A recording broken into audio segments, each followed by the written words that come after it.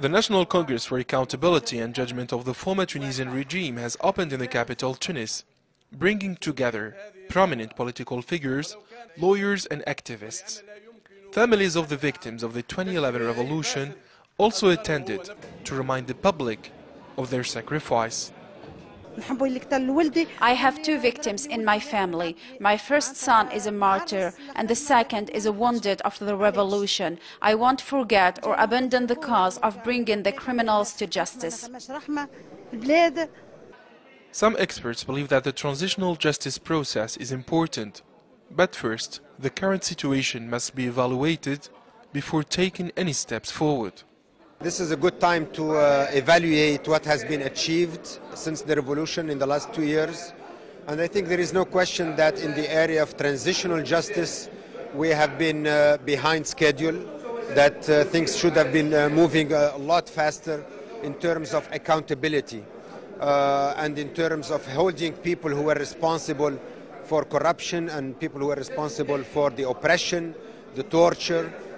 People who belong to the old regime must be held accountable for their activities and for what they did for the last 30 years.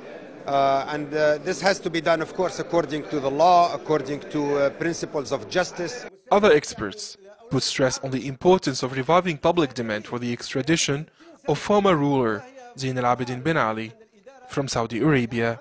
We certainly need Tunisians to be more active in pressuring the Saudi government to at least show some consideration that Ben Ali should be brought back into Tunisia.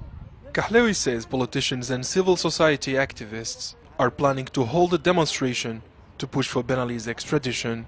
For example, we're going to have people basically protesting in front of the Saudi embassy in the coming days, specifically on this issue. Observers believe that the National Congress for Accountability and Judgment is an opportunity for the political elite and ordinary citizens to reconsider national priorities in regard to the transitional justice. 2 years ago, hundreds of people died to liberate the nation from the decades-long rule of Ben Ali, who fled the country without being prosecuted for the crimes he committed against Tunisia. Politicians are still calling for his extradition in order to bring him to justice along with his cronies. Adnen Chaouachi, Press TV, Tunis.